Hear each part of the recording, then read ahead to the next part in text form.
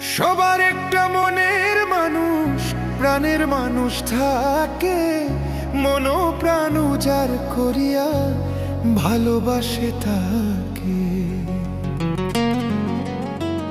ভালোবাসে যে যাকে, কষ্ট যেন দেয় না। আপন মানুষ দুঃখ দিলে মেনে নেওয়া যায় না।